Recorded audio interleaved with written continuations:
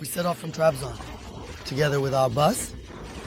We arrived at the bus stop very close to the area where the SUMELA Monastery is located. We got off the buses here. That's usually how it goes. Right here, at the lower station. This time the minibuses greet us. And with the minibuses, we are advancing step by step to the SUMELA Monastery at the peak of these misty mountains. Because after a certain point, the buses cannot continue this journey. We are moving towards the minibuses with our group. Yes, we have switched to the minibus. Now we are climbing up in the minibus. Soon, we will get off the minibuses and continue on foot this time. An extremely challenging route. Of course, it used to be much harder. There were no roads. And we had to walk a very long route. When you reach that tower, everyone would be out of breath. Now reaching that tower is much, much easier. As you can see, there are extremely wide roads. And there's a magnificent stream along our route. The waterfalls draw our attention.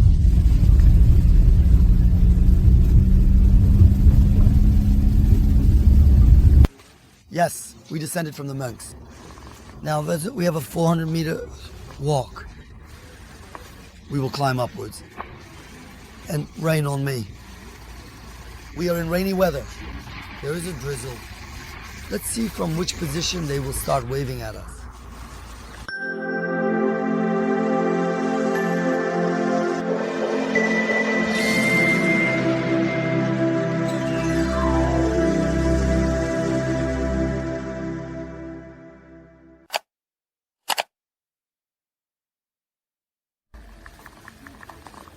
As we approach SUMELA, SUMELA is waiting for us. What are you doing around here? Yes, they couldn't say no to the allure of tea. They said history can be postponed, but tea cannot. Come on, warm yourselves up. The cookies, corn, butter, and egg yolk are made in a stone oven. Yes, welcome to SUMELA. Now, we came part of the way by bus. From there, we took minibuses. We got off the minibus here. We will walk about 400 meters. SUMELA will appear before us in all its glory, but I especially stopped you here. I wanted to make the introduction here because actually when you walk here, it's a short distance. Then, about 5 minutes further along the road, there is the St. Barbara Monastery here, a small structure. This is as old as the other structure. In fact, some sources claim that this small structure existed here before the large SUMELA. Why is this structure important? Before the establishment phase of the Republic of Turkey in 1923, during the War of Independence, in the years when the Russians occupied this place. After their occupation in 1916, the separatist Greeks in the region, taking advantage of the Russians seizing local control, started bandit activities. And during these bandit activities, they organized numerous militant initiatives causing destruction here. Of course, when we established the Republic of Turkey, most of the militants here fled. They left. Even the head priest of the SUMELA Monastery was tried at the Amazia Independence Court. And he is sentenced to death along with over 70 others. Why? Because they were responsible for the deaths of many people here. They were executing and slaughtering, and the men had to flee. During the 1924 population exchange, the priests of SUMELA were sent away along with the Greeks here. Where to? To Greece? Of course, as they were leaving, they took with them whatever was light in load, but heavy in value. They also tried to bury many things they couldn't take with them here and there. 3 reasons why the monastery was built. There are 3 sacred items that led to the construction of the monastery. They are as valuable as the SUMELA Monastery. There are 3 sacred items. One of them is believed to be a painting of the Virgin Mary made by Saint Luke, one of the apostles of Jesus. A painting of the Virgin Mary drawn on wood. I will explain this painting shortly. It is believed to have been found in the cave that led to the construction of this monastery. The first is this painting. The second is a Bible written centuries ago by a person known as Saint Christopher on parchment paper. The third is a cross gifted by the Komnenos dynasty, specifically by the ruler of the Komnenos state centered in Trabzon, Manuel III. Manuel's gifted cross to this place, a piece of the cross. These three sacred items are secretly buried by these men when they leave here in 1924. They say, let's not bury them around Sumela because it's in plain sight there and they could dig everywhere, find them, and destroy them. They ask, where should we hide them? So they secretly bury them in the ground inside the Ayava Avara church here. And from 1924 until 1931, they remain hidden in the ground here. No one knows of their existence. In 1931, the metropolitan of the SUMELA Monastery, who was involved in many organizations here, is banned from entering Turkey. The moment he enters Turkey, he would be tried and sentenced to death. Since he cannot enter, the metropolitan finds Venizelos, who was the prime minister of Greece at the time. He says that our three sacred items are still in the secret place where we hid them. We need to retrieve them. He says, if I go, I know the place as if I had put it there myself, but I cannot enter Turkey. I have a death sentence. He tells him, talk to the authorities in Turkey and resolve this issue. Venizelos then meets with İsmet İnönü. During his visit to Turkey in 1931, Prime Minister İsmet İnönü says, well, we have such and such belongings. They are of no use to you. They are very valuable to us. He insists, give them to us. İnönü is convinced, and with the granted permission, a delegation of priests who have not been penalized comes here. The Metropolitan and his team cannot come. Of course, those who are involved in the matter here, they come. Under the supervision of our law enforcement, the ground of Barbara is excavated. From the place where they hid them, these three sacred items.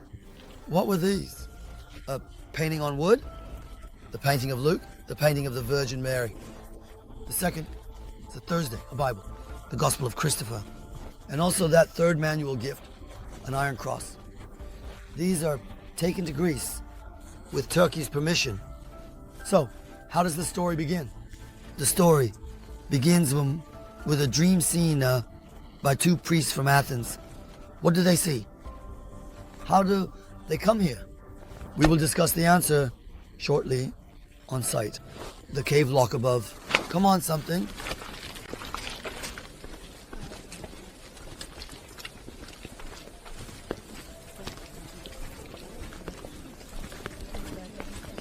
Yes, as you can see, while groups are heading towards Sumera from one side, those who have completed their visit are moving towards the minibus stop from the other side. They are progressing. Yes, it's not that easy.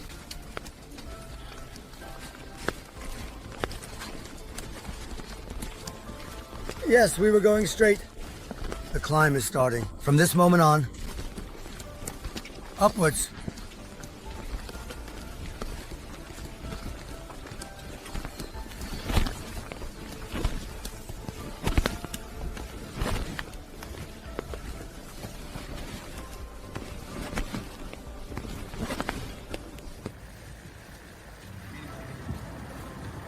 Yes, the smoke adorned it. God. And every shade of green around us.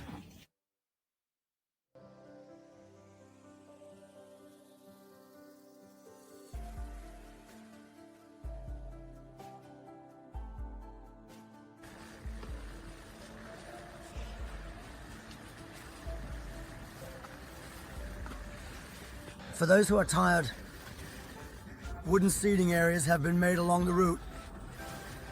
But of course, since it's raining lightly right now, it's hard to sit on them. The group is coming from behind. You are amazing. You are lions. You are tigers. You can do it. Truly alone. Every shade of green.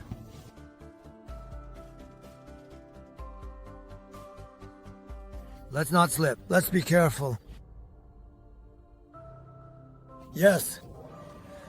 The Black Sea tunes have started.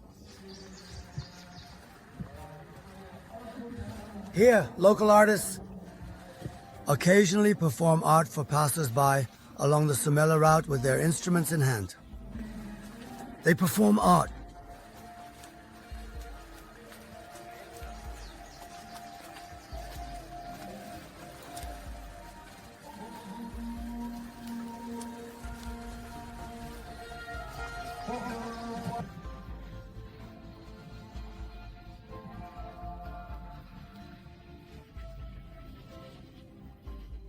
This series description has been made by TRT for the Audio Description Association.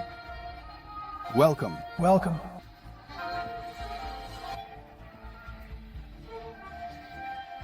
My lord Tuzaid, I am a witness. Those coming from the front of the group surprised us. Honestly, there was no arrangement, no organization.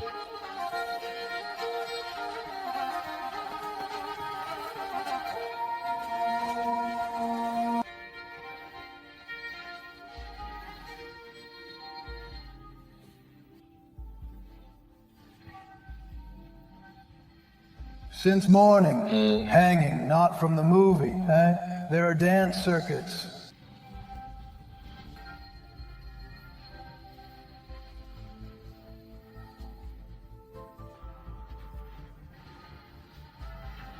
May God bless them and keep them safe.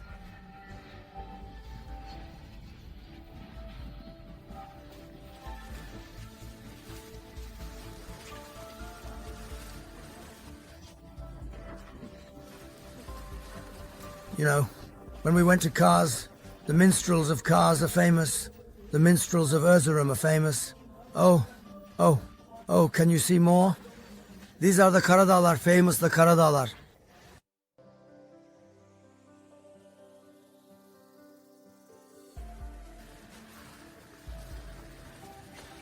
Yes, the team is coming.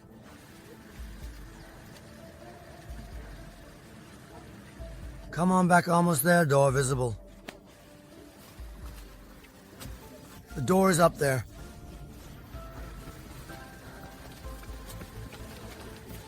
They really made it in such a place. I mean, you can't get inside without passing through that door up there. Thank you for having us. There was a story that was left unfinished just now. In this remote mountain, it's truly a place where normally it would be quite difficult for people to come, reach, recognize, discover, and settle in such a challenging geography. What were these people doing here? Look, the place we've come to is not just any place. We've come to one of the oldest monasteries of this size in the world. Monasteries and monastic life have actually existed since the early centuries of Christianity. Monasticism involves isolating oneself from the world, living in seclusion in remote geographies away from people, experiencing deprivation, depriving oneself, and striving to be closer to God by abstaining from worldly pleasures.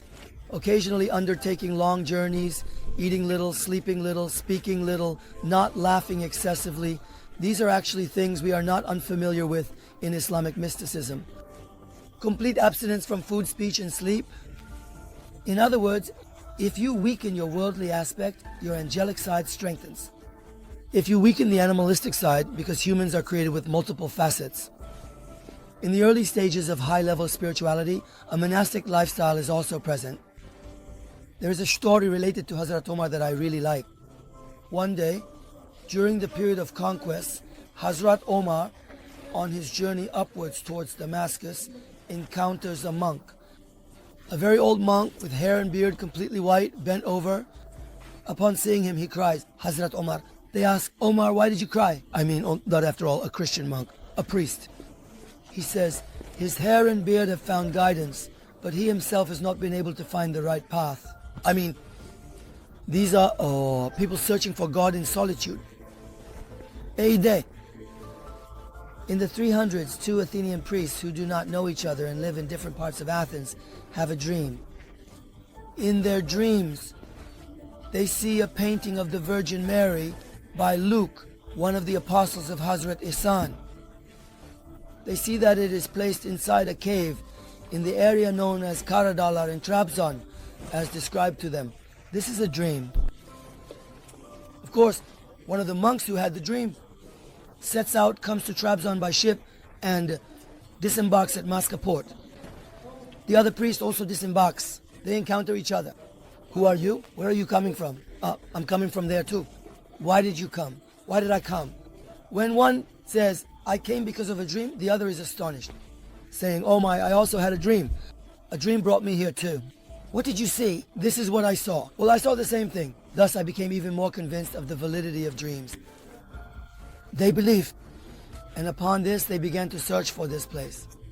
After searching, a narrow cliff plateau will greet us behind this door. Inside that cliff, they find the cave. And as the story goes, they also find the picture shown in the dream inside the cave. This is a sacred place. This is a place visited by the Virgin Mary, because in their dreams the Virgin Mary showed them the cave and pointed it out. Then they say, let's make this a place of worship. And in this way they expand the cave further, and they establish it as the first place of worship, that is a church. Later the number of discoveries in monastic life increases. Rooms follow rooms. Meanwhile, the sanctity, grandeur, and importance of this place attract the attention of Roman emperors. Initially, Emperor Theodosius III, who erected the obelisk in Istanbul, many Roman emperors who followed, such as the Anastasi and the Justinians, invested in these places, and it became enormous. Interestingly, the monastery, when it was 1, it became 10. The period when the monastery grew was during the Ottoman administration. It expanded to enormous proportions during the Ottoman period, because the Ottoman Sultan strongly supported and protected the clergy here. If only, I told the end of the story from the beginning, if only it had ended well. If only they could have continued their worship peacefully there. If only they hadn't been treacherous on the lands they were on. I'm not generalizing, but those black grains among them prevented the white grains from being consumed as food and being beneficial. Let's go inside step by step.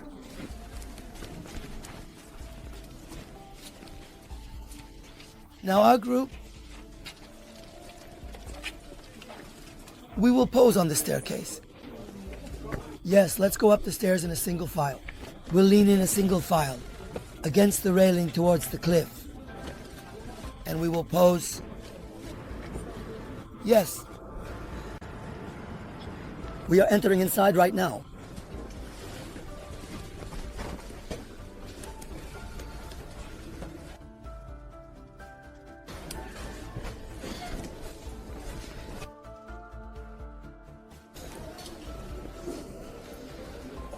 A very impressive structure.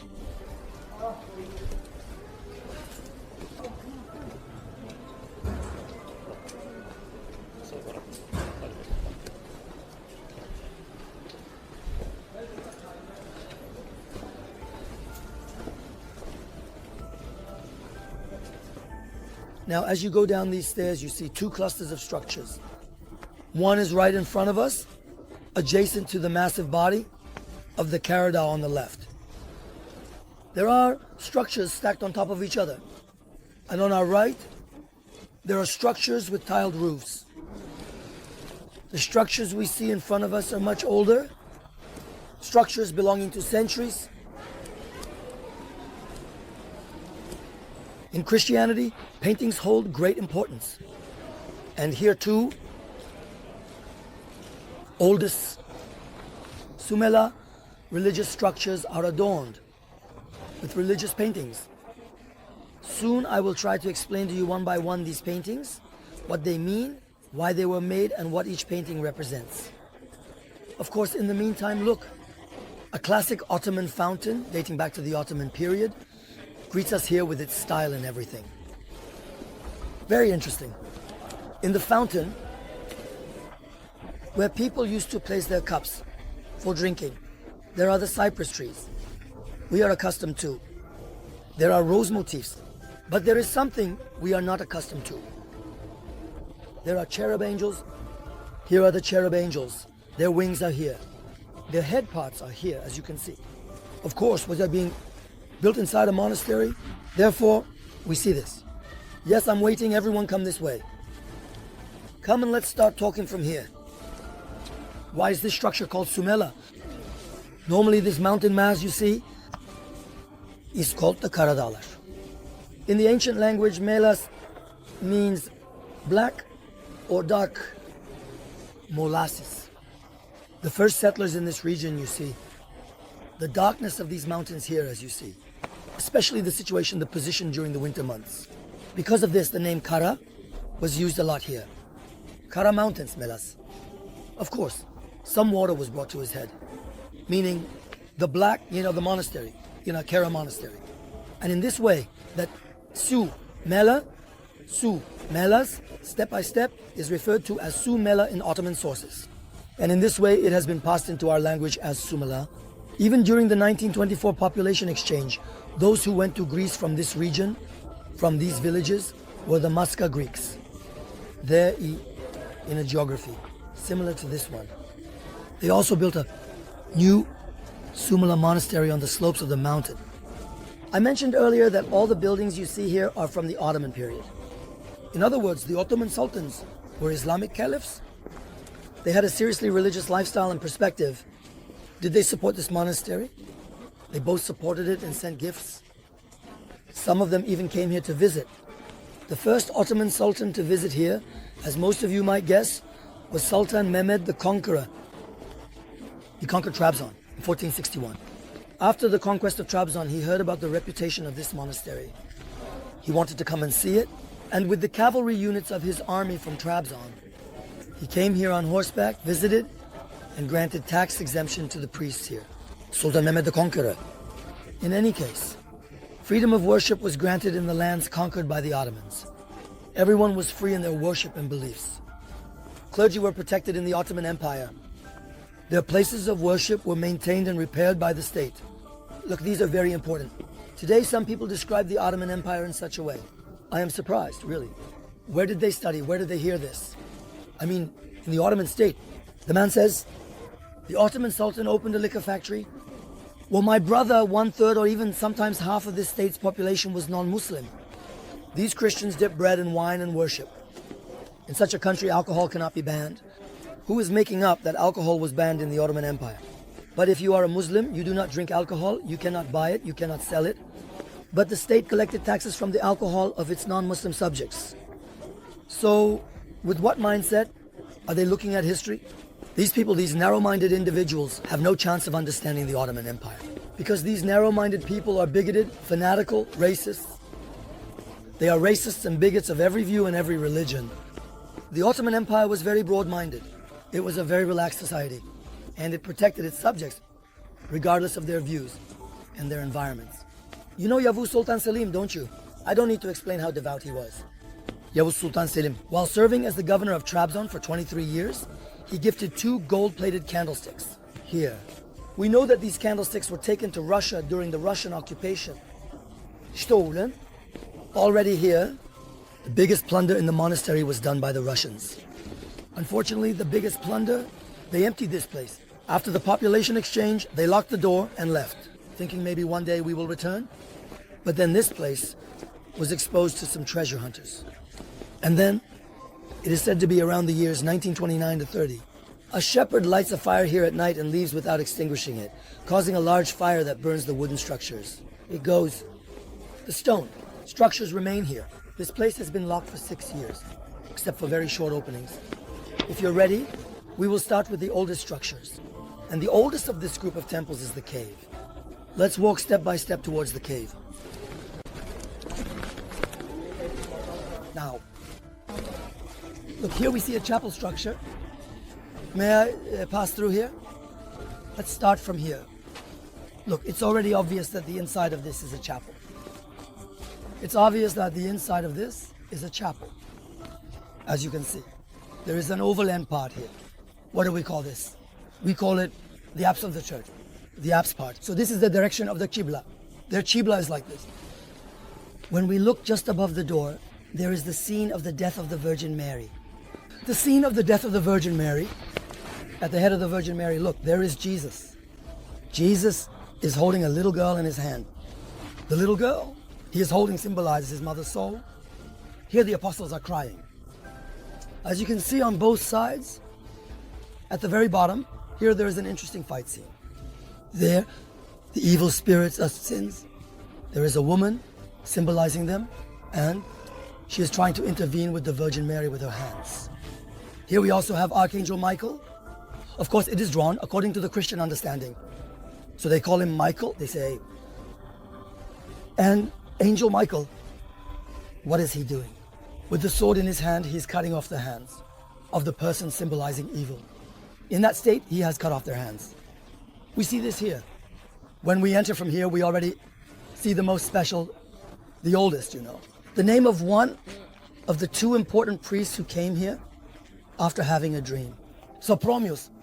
This is the cave they discovered, and the one they found and expanded, and where the first worship took place. We won't enter inside immediately.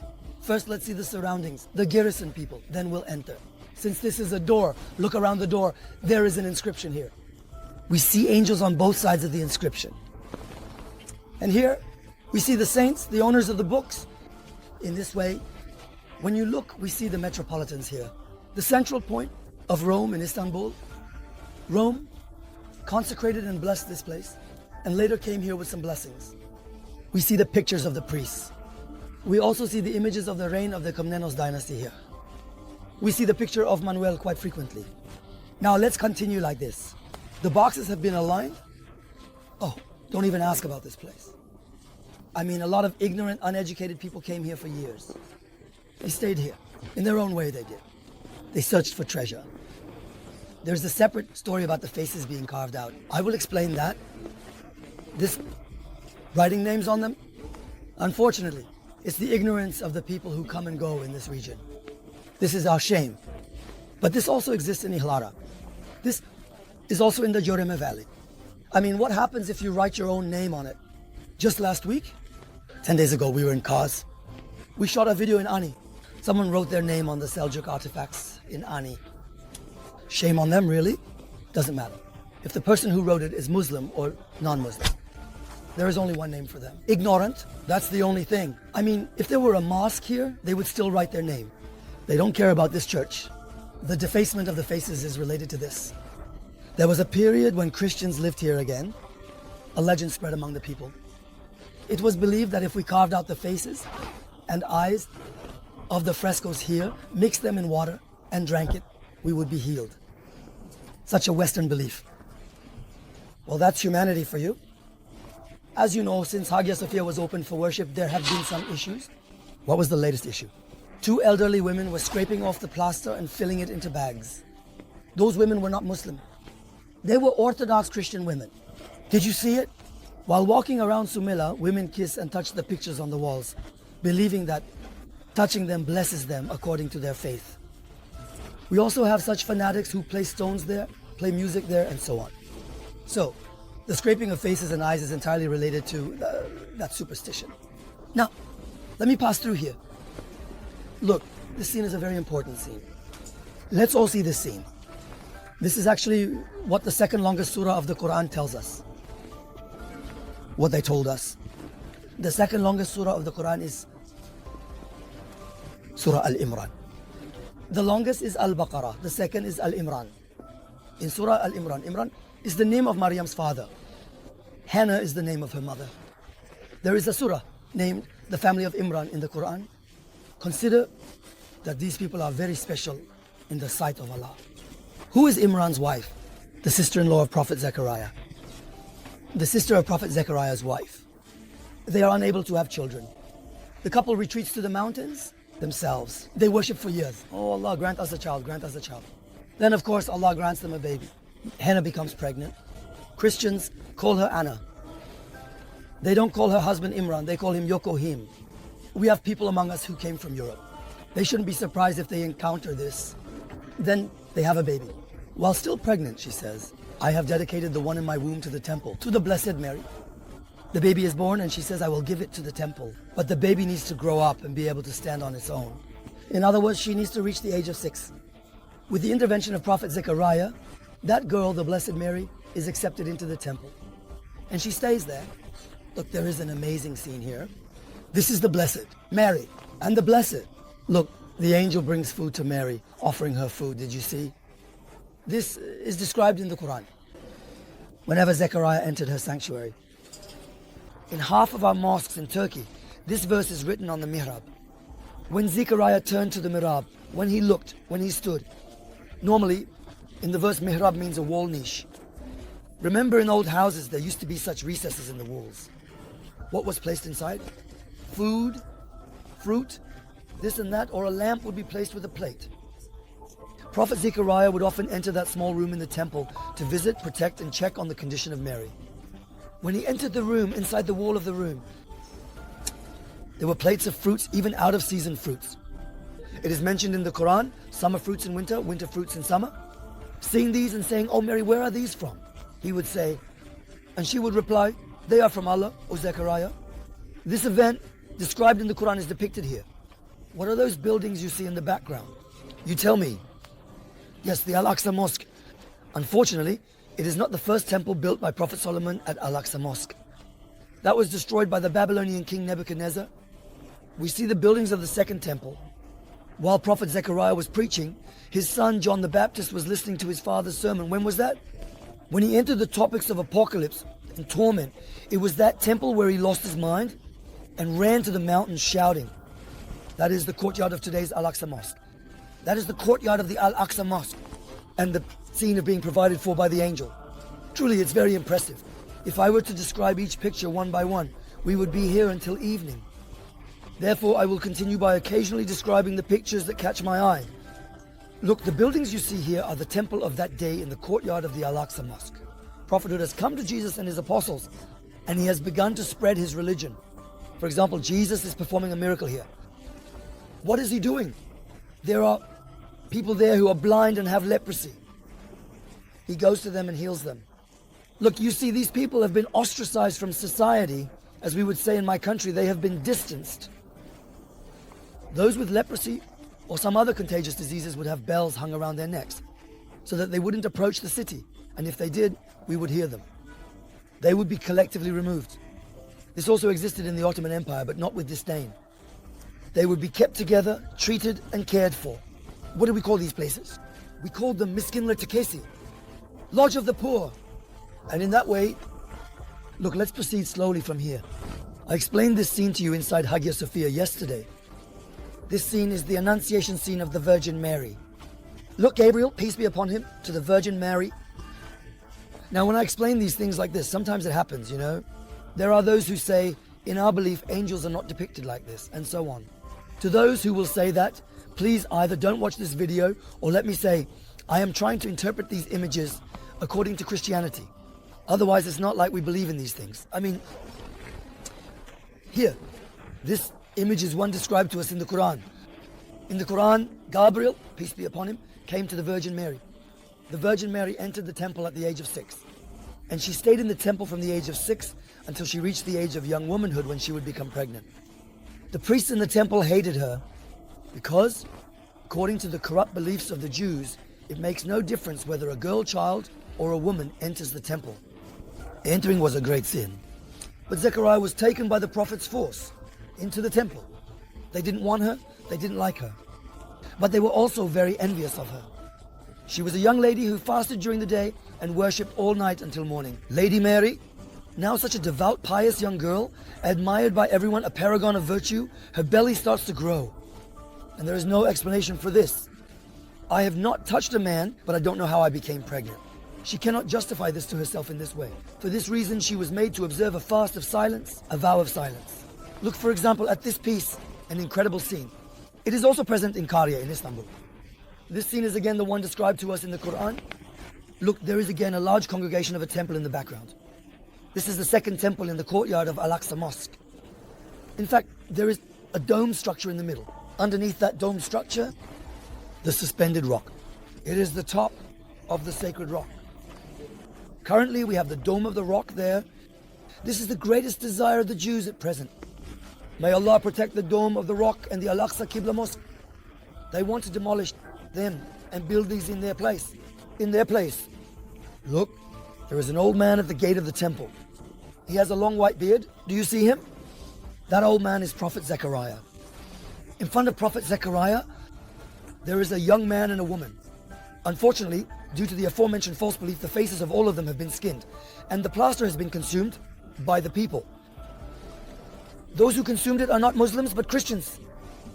In the name of the sacred, unfortunately, everyone can consume everything. Look, Christians have done this too. They have consumed Sumela, you know? That's why I'm saying this. Hagia Sophia, of course, will remain open for worship, but it should be with a fee. Let the money paid be worth something. Just perform the worship and leave. There shouldn't be such huge crowds. Anyway, look, you see Imran. Right in front we see Henna. And in front of them there is a little girl. Did we see it? Who is that little girl? The Virgin Mary. And the scene of Mary's presentation at the temple. Look, what did I tell you yesterday? While walking in Trabzon at Hagia Sophia, in these depictions, two different events are portrayed within the same image. The same is true here. The first event is that the Virgin Mary at the age of 6 was brought by her parents. Naturally, she was entrusted to the prophet Zechariah. The second scene in the background shows the Virgin Mary praying in the small room given to her while angels bring her food. Scene. Did you see it? That's the verse that begins with whenever Zechariah entered upon her in the sanctuary, and its continuation. Zechariah entered her room. He saw food in the sanctuary within the wall. Where are these from? He asked. She replied, they are from Allah. The angels provide for me. We are seeing the illustrated version of that scene.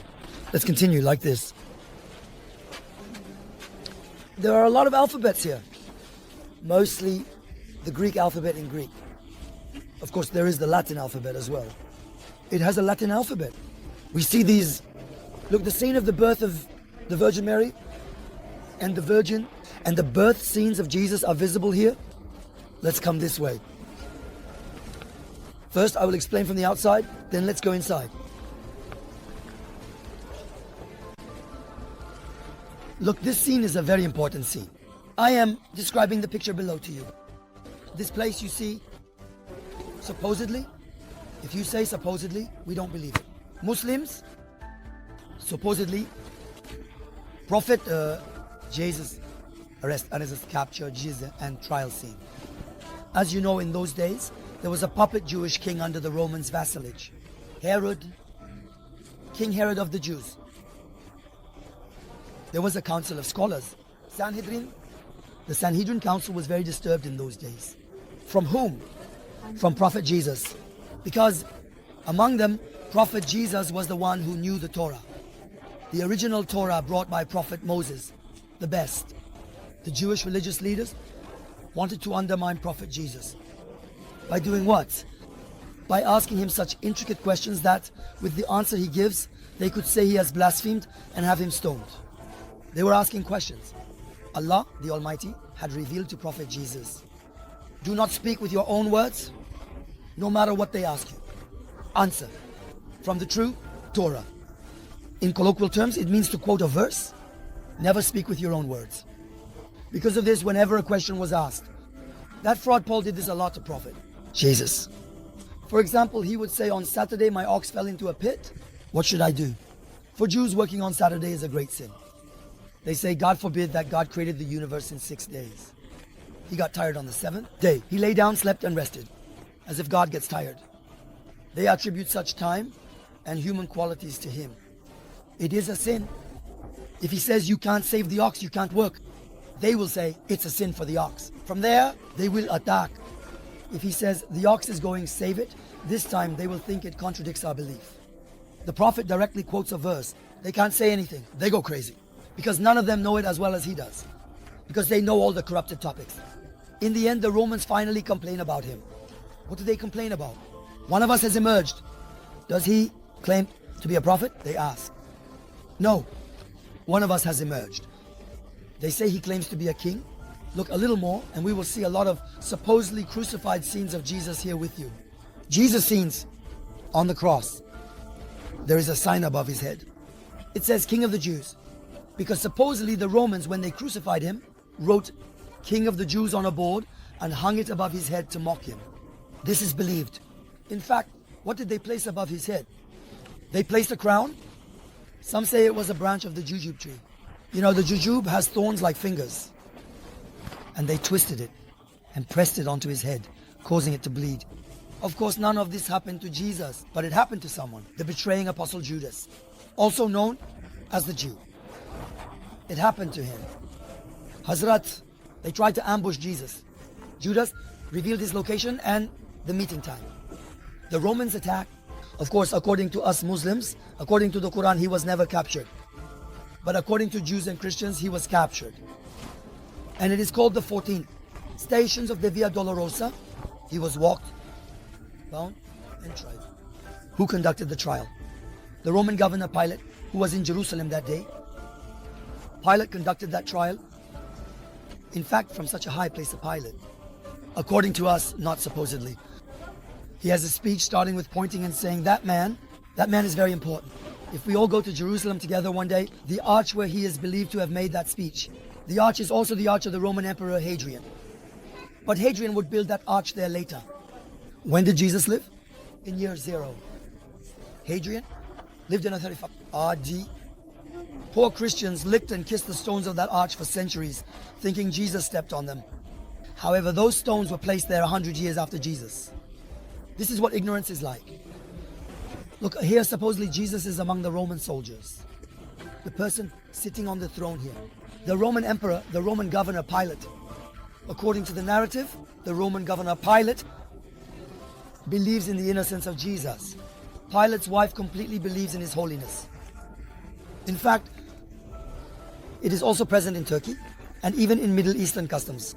That is, for a person who is to be killed, either blood money or compensation is applied.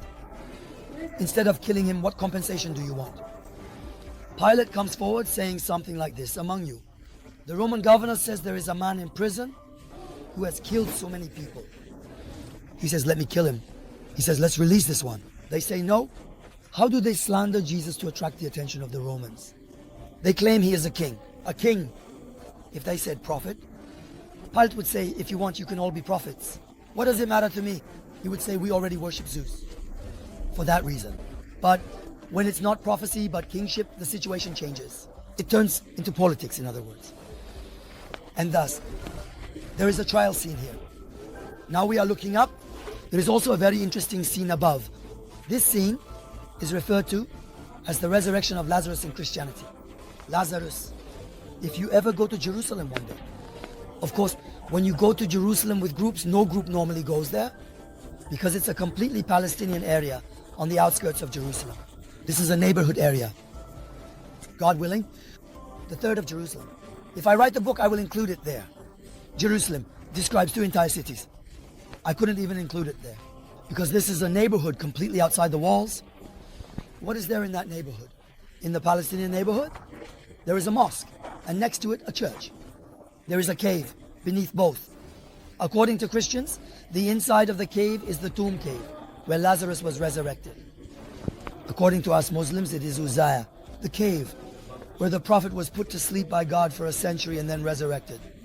In other words, 2 different faiths have attributed sanctity to the same cave, and a church and a mosque have been built over it. Wall to wall beneath the cave, everyone who comes enters the cave. They exit. Some recite the Fatiha, some make the sign of the cross, and then they go to their church or mosque. And this cave in Palestine still stands on the outskirts of Jerusalem. So what was this Lazarus event? That cave still stands today. The cave is right behind the church and mosque on the Mount of Olives. Prophet Jesus heals the sick, and not just any sick people. And one day, he leaves the city. He leaves from time to time. He travels with his apostles for the purpose of preaching and guidance. Prophet Jesus, during a period when he was away from the city, as you know, Prophet Jesus also had female apostles. There was a woman who had fallen into a bad path. The Jews were going to stone her. Just as they were about to stone her, Prophet Jesus saw the scene, he intervened. He said, let the one among you who has never sinned throw the first stone. The Jews were left speechless. He saved the poor woman, Prophet Jesus. This woman was Mary Magdalene. In other words, also known as the Wonderful. Magdalene. Mary Magdalene had an uncle. His name was Lazarus. On a day when Prophet Jesus was not in the city, Lazarus, who was already an old man, became seriously ill. And everyone searched for Prophet Jesus because he heals the sick. They said he would heal Lazarus too. But they couldn't find him. Lazarus died and then they took him and buried him. Prophet Jesus came from the Mount of Olives a week after that burial. Of course, it was a neighborhood where most of the apostles lived. As he approached there, he heard moanings, shouting, cries, and ululations from afar. When he entered the house, "Oh Jesus, where have you been, Jesus?" they said. "We searched for you a lot. Lazarus became seriously ill. You would have treated him, but they say he has died." Prophet, Jesus then says, "Take me to Lazarus' tomb." And they take him. Look, you see, Prophet, Jesus with the apostles. Even Mary Magdalene is there. Look, do you see there, Mary Magdalene? In those centuries, tombs used to be like this. So it's not like digging a pit and laying the body inside as we do. Nor is it placing the body in a sarcophagus. It's like opening the side of a mountain, like a cave or an oven. The body is slid in as if being placed into an oven. And a stone is rolled to close the entrance. That's how it is. Prophet Jesus says, look, we believe in this event. Do we believe that Prophet Jesus resurrected the dead? We do. Prophet Jesus says, open that cover. They say, oh, Jesus, let's not open it. They say, it's been a long time since he died. He must have decayed. Prophet Jesus says, open it. And the stone cover is opened. Prophet Jesus opens his hands and prays. He says, rise and come with the permission of Allah. And as you see, Lazarus walks out of the grave with his shroud. The cries of the people there. Tears. He tried to imagine their tears, their struggles, their fainting and falling, and the matter of Prophet Jesus resurrecting the dead for centuries. Afterwards, in Topkapı Palace, it is being debated in the Imperial Council. A man named Molla Qabus appears. He wanders the streets of Istanbul. Prophet Isa is superior than Prophet Muhammad. He begins to make such remarks. Why is he superior? He says, Prophet Jesus resurrected the dead. He says, Muhammad did not do such a thing. And this incident reflects on the Imperial Council. They arrest the man, they put him on trial in the council. However, in the trial, there is the Grand Vizier, the Treasurer, the Chancellor, the disgraced, the Captain, but they are not scholars of theology. They cannot refute Molla Qabus. They cannot speak the truth with the highest knowledge. Molla Qabus explains his case, and the viziers there cannot say anything. And the man is released. Do you know? Look at the justice. Look at the justice. The man subtly insults our prophet. In another Muslim society, they would directly take his head. But the Ottoman is a state of justice. He cannot be refuted there. Is the Sultan watching from the window? From the window of the Imperial Council. He becomes furious. Of course, after Molla Qabus is released, he calls the viziers. He takes the stick in his hand. No, there's no stick. You would really believe it if I said there was a stick. Is there a stick really? What is this, a neighborhood fight? Like when Mariam Niazi with her hand on her hip said to the French queen, where is your husband? Saying, all of these are lies. These people were very polite, very dignified individuals. They were not like the tasteless contestants on our televisions. Then the law says, look, the lawmaker was troubled. He says, this guy is insulting my prophet and you are not taking any measures. Kerem, so why didn't you call? Then what happens? Kerem, so the likes of Ibn Kemal call the next day. Molla Qabus is also summoned once more. The court is convened once again. An expert is called, that is, the experts incriminate Molla Qabus. Then his punishment is decided. So look, this incident reflects there. From where to where? Let's continue. I'll tell these in the evening. These topics never end. It's going very pleasantly.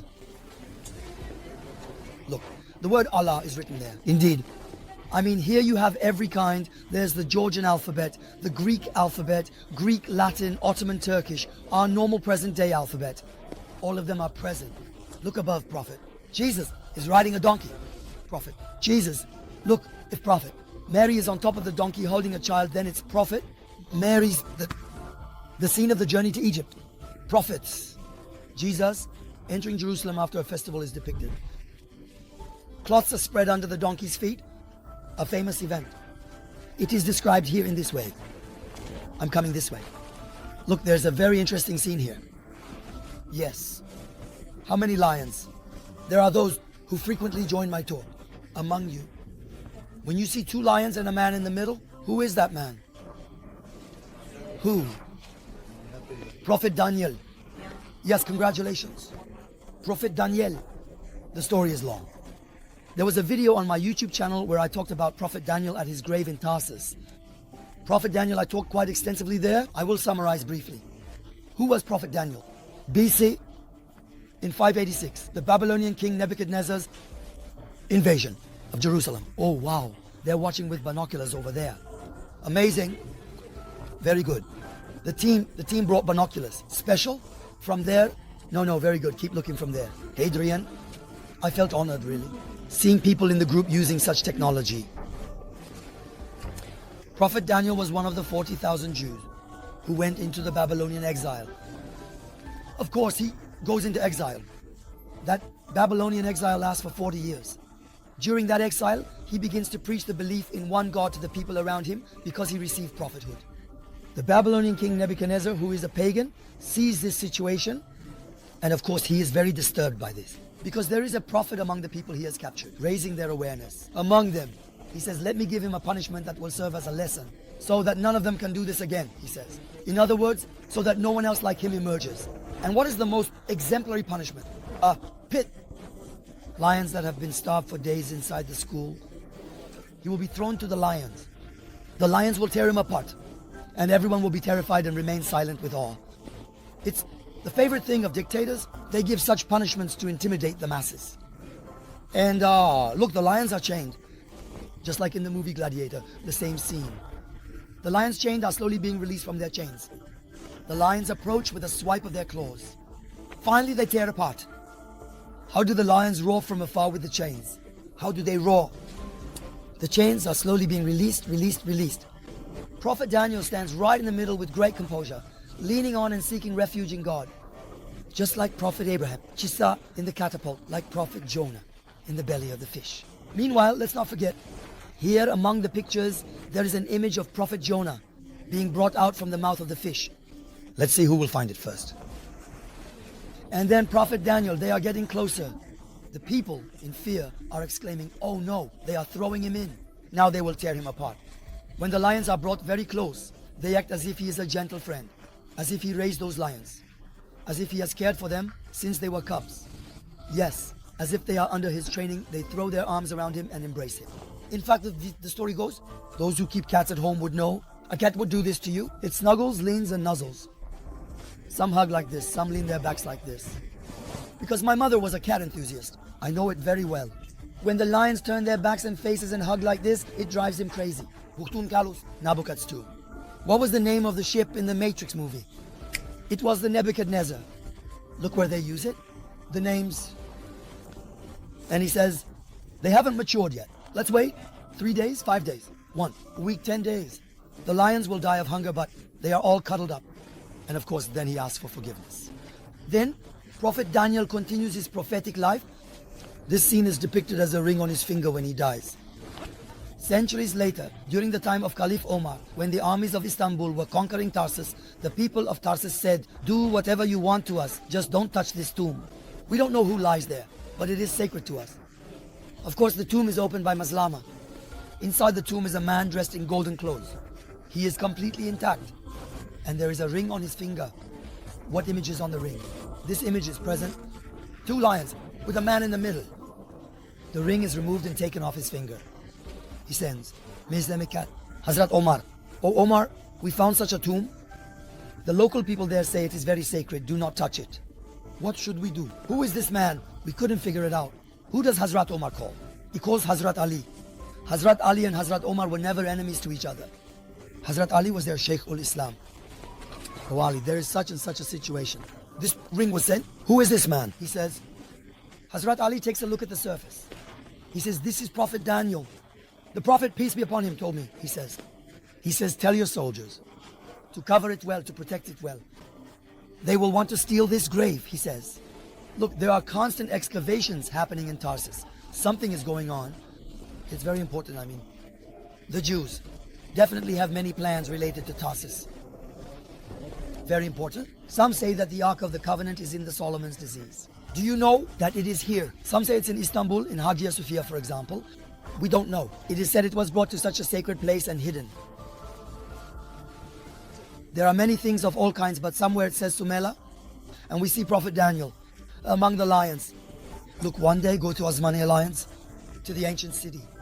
Even in the reliefs, on the castle walls there, you will see a man between 2 lions. Did the Hittites even know Prophet Daniel? God knows they did. We are looking upwards. Look on the cross. You see the scene? On the cross. On the cross, what is underneath? Look, there is something like a cave. There is a skull. To whom did this skull and bones belong? According to Christianity, I explained it from Hagia Sophia yesterday. Prophet Adam. It was named after Prophet Adam. Allegedly, he cleansed his sins with his blood. Look, on the cross, the scene on the cross, we see the scene of being taken down. Being taken down. And then there, the burial scene. In fact, there is an anointing scene here. The anointing of his body. I experienced something very interesting. I often go to Jerusalem today. In Jerusalem, a Jew but an atheist, not a religious Jew. He said to me, do you go to the Church of the Holy Sepulchre? I said, I go. We take groups there. He said, there's a picture on the wall there. Have you seen it? I said, I have seen it. A mosaic picture on the cross, being taken down from the cross. There is the washing and burial scene. He said at the washing place, there is a jug there. Have you seen it? I said, I have seen it. Do you know what that is? I don't know. What is it? I said. He said, it's an oil jug. So what? I said. Who gets anointed? He said. How should I know? I said. The king gets anointed, he said. Very interesting. I mean, the person I was talking to is a decent Jew. I mean, not very religious. But the king gets anointed. Even if he was a delight to the Jews, they hate him. They say he came out from among us. Someone who claims to be a king. According to them, I won't say that, of course. They say he is a bad person. They call him a charlatan. They say this and that. God forbid. They call him a fraud. Up there is also huts. Jesus' hut, the scene of Adam and Eve being taken out of the grave and saved is in question. We see these like this. Yes, the scene of St. John killing the dragon and above. Yes, Jesus, scene of deification according to Christianity, unfortunately. On the opposite side, look, a complete celestial dome has been made. Hazrat. Jesus, unfortunately, has been deified. As you can see, the event of metamorphosis has occurred there while he was the deified Son of God, and then above and around him. Angels, saints, layer upon layer of people from end to end. In the part that disappears at the very bottom, there were the damned. Those parts have been altered. As for the damned, honestly, if they removed and ate them, I don't know. That might cause a bit of trouble. That might cause a bit of trouble. One of the very interesting scenes here is actually related to the life of the prophet Elijah. Look, you can see it on the wall. Events occurring at different times, piece by piece, are presented as if they are part of a whole. There, we see the king and queen of the era. There is a serious drought, a lack of water, rain just won't fall. The pagan priests are unable to solve this issue. Prophet Elijah says he can do it. The priests and Prophet Elijah come together just like the meeting of Moses with the priests in front of Pharaoh in the story. The priests, they pray to the frog. God will come and light the sacred fire. It does not burn. Prophet Elijah prays. The fire descends and burns the offering there. And everyone sees that Prophet Elijah's belief in the one God is true. In fact, the people there lynch the priests. The king is extremely angry about such an incident. So Prophet Elijah performs a miracle, but in the end he is attempted to be killed. Upon this, Prophet Elijah escapes from there, moves away. Look, this has happened to most of the prophets. Similar incidents. He moves away from there and takes refuge on a mountain. On the mountain where he takes refuge, he tries to sleep in a place. Look, you see the angel there. The angel wakes him up and even brings him food. Look, there is some flatbread or something there in his hand. He tells him that he should take refuge in the cave, not here, and that he will be protected there. Prophet Elijah takes refuge in the cave. You can see the cave just below. Uzair, who took refuge in the cave, Prophet Elijah, the companions of the cave, similar stories. Later, he moves away from there and comes to a river. He spreads his cover, his mat over the river. It becomes like a bridge. He crosses over from there. When he crosses over, according to the Jews, he becomes Elisha. According to us Muslims, he is greeted by Prophet Elisha. Prophet Elisha, Zulkifl and Elisha, Prophet Elisha, his student. And here there is a very painful situation.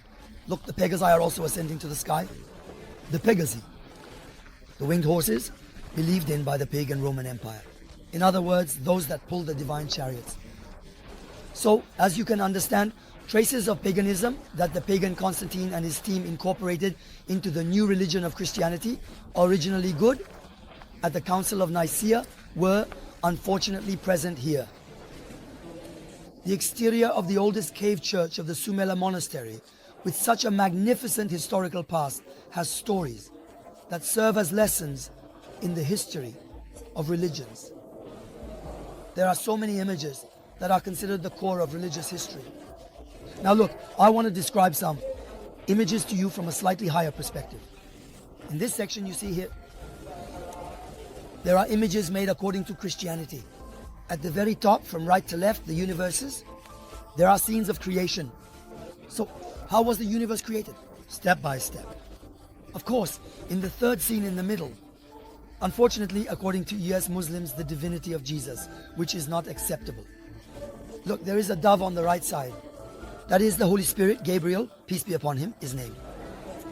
That is how Jesus is shown as creating the universe with a divine power. It is depicted like that here. Look, animals have been created. There is the sun. They have started running in nature, etc. We see these from here. Then we go down like this from here. The story continues like this. Supposedly, Jesus is there creating Adam. We narrate this by saying, God forbid, we do not believe in such a thing. Then Jesus, Christ, the Adam's apple, the thing called the Adam's bone, that is on men's necks, creates Eve from there. It is referred to as the shoulder blade. Later, humanity is created and, of course, when Adam and Eve are first created, they are in paradise. And what happens? They eat the forbidden fruit. Moments of eating the forbidden fruit and being caught naked. The snake is coiled around the building there. Yes, look there, the snake is coiled around the tree, and in that state they are.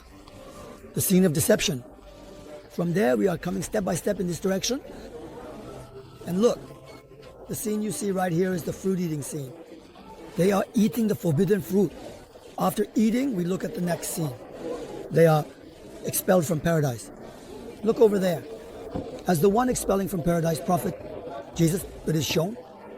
Prophet Jesus judges them, says as if finds them guilty, and they are expelled from paradise, led by an angel. In the following scene at the gates of paradise, look, cherubim, seraphim, angels are at the gate. They have been expelled from paradise. They are crying, they are sad, and have been expelled, and now have descended to earth. They have made clothes from fur and leather, and look, prophet Adam has started plowing the land with oxen. So there is a long scene in question. Further down, this scene sequence ends. Here, prophet Jesus' resurrection scene 40 hours after the crucifixion is depicted. Mary Magdalene, prophet Mary, come to visit, and they encounter an empty shroud and an empty tomb. We see that scene right below the window. We see prophet Jesus opening the eyes of a blind person. Next to it, there is a scene. I think it's a very important scene. Our day, 325. Roman Emperor Constantine is seated in the center. Around him are patriarchs from different parts of the world. The first Council of Nicaea is depicted. The first Council of Nicaea is a very important scene. In other words, the transformation of Christianity into idolatry, Constantine's official revision of Christianity, and the excommunication of 3/4 of the council participants, including Argus at the forefront. Because what did 3/4 say? Prophet Jesus is not God. He is not the Son of God. They said he is the prophet of God. They were excommunicated. As you can see here, with the remaining quarter, the council's decisions were made. We are moving in this direction. Look, right at this corner, we see the struggle of Abel and Cain. The scene where Cain kills Abel by crushing his head. We go a little further down from there. Here we have a narrative related to Christianity that we Muslims do not know, as it is not mentioned in the Quran. The involvement of jinns, 2 people who have become possessed, and the rescue of these 2 troubled individuals from the grave by Jesus. And after rescuing them, he sends the jinns into the pigs. Look, there are pigs here. We see the scene of the pigs falling off the cliff along with the possession. In this particular part of the SUMELA monastery, on this rock face, there is a scene that we often see in churches, cave churches. Above, there is the deified prophet, Jesus. Around him, angel saints layered with halos. There is an interesting detail here. Look, pay attention. Everyone has a halo above their head. You see everyone's face in a bright light, right? So there isn't a single person without light above their head. The angels don't have light. They are already angels. Everyone you look at here has a halo. There is a single dark, thin man without a halo among them. Did you see? According to legends, this man was the painter who drew all these wall paintings. He also drew himself. Painters include themselves in their paintings. We see themselves in many paintings of the painter Hasan Rıza, Osman Hamdi Bey, and Zonaro. So this is an old tradition. The painter included himself, but generally, if a painter includes himself or an architect writes his name on his work, it reveals his own humility. He expresses himself as helpless, poor, and destitute. Here there is no writing, there is a painting. He included himself without a halo. In other words, he implies, I am not someone who can be among these blessed ones, but he has given himself some marks there. There is a picture that you generally won't see in many churches. Via Dolorosa huts. It is one of the first stations of the Via Dolorosa, the supposed 14-station path of suffering of Jesus. The scene of being tied to a post and whipped. Look, here in SUMELA, there is such a rich collection of paintings that this scene of whipping, which you won't see in many places, is present. I repeat once more, such an event definitely did not happen. But someone was tied and whipped. This person was Judas. By the way, let me provide some additional information. The stone believed to be the one he was whipped on, was later brought from Jerusalem to Istanbul, and today it is in Fener. It is believed that the black marble column preserved within the Ayayogi church under the Patriarchate in Istanbul is that column and is protected in Ayayogi. You can go and see that column in Istanbul. You can see the moon inside Tired. Look, as you can see above, they have crowned him. They have made him King Jesus. Unfortunately, you know, they call it the kingdom of heaven, the Christians to Jerusalem. And who is the king of the kingdom? Supposedly, Prophet Jesus, they claim. We see these things. Let's move inside now. Now look, this cave is the one where the two monks, as I have been telling you from the beginning, saw in their dreams and found this image. Of course, what they found was a small rock indentation. They enlarged it by digging. And the oldest monastery church of SUMELA, the cave church, is this church you see here. This is the oldest one. Yesterday we talked at Hagia Sophia, what happens in churches. I had said it became a Pantocrator, Jesus, Pantocrator. So supposedly the universe, the ruler, the one you see on the hill, this one you see, but this is the most important, most special fresco of the SUMELA monastery. What does fresco mean? Fresco, a painting made on plaster. An icon is a painting made by sticking mosaic stones. The most important fresco painting is this one you see. Saint, they call Mary the Mother of God. All of these are nonsense that came from Constantine's head. First Paul always makes it up, then Constantine continues it. Constantine is a pagan. He doesn't like what is loved. He doesn't want the belief in one God. In 325, he gathers the councils at the Council of Nicaea. He gathers religious leaders from all over the world and tries to reject the belief in one God, turning the event towards paganism. Saint. Is Jesus a prophet or a god? This debate takes place at the Council of Nicaea. And because 3/4 of the participants at the council said he was a prophet, they are all excommunicated. Initially, the great religious leader Arius from Alexandria, along with those who disagree with him and those who agree with him. In fact, there is a very important religious leader at that time. The religious leader of Nicomedia, that is the patriarch of Nicomedia. He also initially says Saint Jesus is a prophet, but then he sees that Constantine thinks differently. So if Constantine is heated, what happens? He won't be able to enter the cabinet tomorrow or the day after. There will be all sorts of troubles. He needs to go along with the flow. Wait a minute, I was wrong. He says God is God. He escapes from there and continues on the path. So everything is a matter of rubbing the index finger and thumb together. So, unfortunately, I wish this religion issue hadn't been shaped by money. In history, the treasury of Jesus, they sell Jesus for money and declare him God. In short, Jesus is declared God. So, what are we going to do with the mother? We made the son God. Can the mother be human? No, she can't. Can a human give birth to God? Does not give birth. They gather the next council in Ephesus. Why Ephesus? The ancient city of Ephesus is Artemis. It is the city of the Artemis cult. You know, Artemis is a goddess. Hazrat, they are making Mary Artemis. In the council, Mary is declared a goddess at the council of Ephesus. Here, Mary, who carried a great God like Jesus in her womb, is meant. We see Mary, who carried that great God in her womb, depicted in the fresco here. Look above, the famous scene of Mary holding baby Jesus. So now both are in the divine heavens, angels, saints, and below clergy. Here, there is officially such a lodge.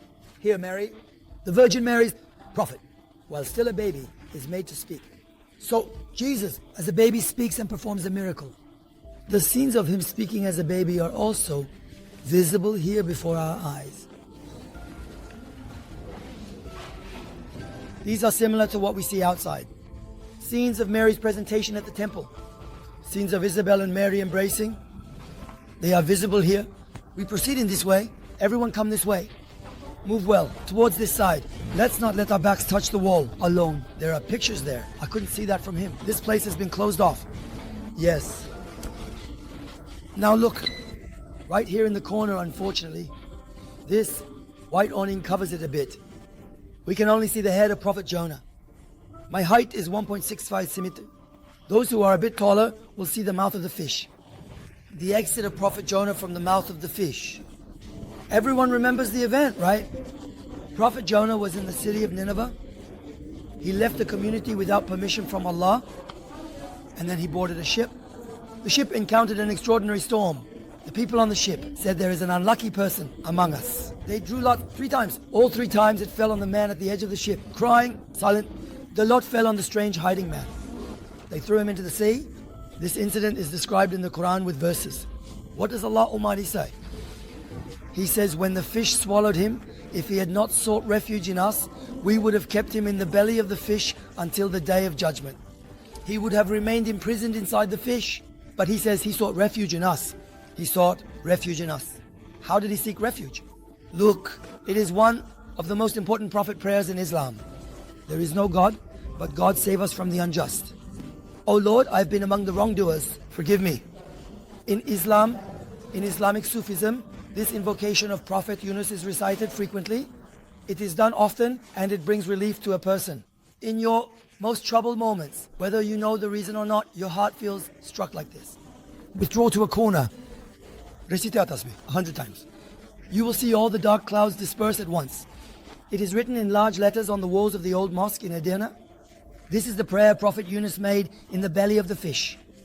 And on the 40th, at the end of the day, in honor of this prayer, the fish will release him alive, as he was. And then Prophet Yunus will turn to a place and see. The people have found guidance again. Yes, now we are leaving.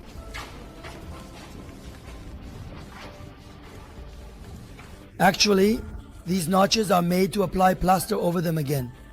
These notches are not for destruction. It was said, let's make these, so that when we apply plaster over it again, it will hold. Then it was suggested to make new paintings on it, and it remained that way. Let's go outside. Then I will explain the things I need to explain. After that, I will give you free time. Because there are many intricate details around here, we cannot tour these places as a group. The fog has started to settle in more. Let me gather you all like this.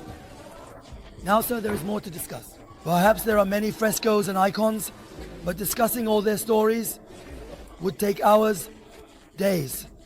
I tried to explain these to you in general terms. For 6 years, this place has been undergoing extraordinary repairs. In fact, before the repairs, the Ministry of Culture and Tourism officials also contacted me. Designs related to this place were sent via USB. I was also asked to write a report. I wrote it and sent it. We want to do these things. Should we do it like this or like that? They said. I also took on the role of consultant in a committee. I shared my own ideas. The restoration turned out really beautiful. On top of this place, there was a 300-ton rock that posed the danger of falling. 6 years ago, they started the restoration by first stabilizing that rock. The first task was a 300-ton rock. It was about to fall right on top of them. They asked, should we break it? Should we shatter it? Should we take it piece by piece? They said it's impossible. The slightest mistake could have flattened SUMELA. That's why the rock was stabilized. Then they moved on to other stages. The structures from A to Z with the original architecture. Look, did you see? Even the wooden beams were renewed. And do you know what was found during this restoration? Underground tunnels belonging to this structure that we never knew or learned about. And hidden chapels, underground chapels, and seclusion rooms were found. Seclusion rooms for 1 or 2 people, they were places where one could enter and experience seclusion, similar to the Islamic practice of Ebain, staying underground for 40 days. In short, this place went through such a process.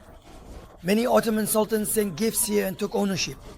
There were visitors who came, and the process eventually extended to World War I. The first major trouble here was caused by the Christian Orthodox Russians. They occupied the region in 1916, and the soldiers used it as a barracks. They used it as a depot and an armory. In other words, whether it was a church or a saint's place, they didn't say, oh, worship here or anything like that. They looted the place. They smuggled most of the sacred items here to Russia. Then more followed. Afterwards, Greek gangs made these places their headquarters. And they stayed here with this headquarters until 23. And later, with the establishment of the Republic of Turkey, they were sent away through the population exchange. But we still protected their sacred items. We protected them, and in 2010, for the first time in 88 years, we allowed them to hold a ceremony here as the Republic of Turkey. Bartholomew came. Bartholomew himself came right here. And they gathered here. And they held a ceremony. Since that day, we allow them to hold a ceremony once a year as a country. And as you can see, we respect their sacred items as well. I wish they showed a little respect too. Today in all of Greece, there isn't a single mosque open for worship, so I don't want to say anything more.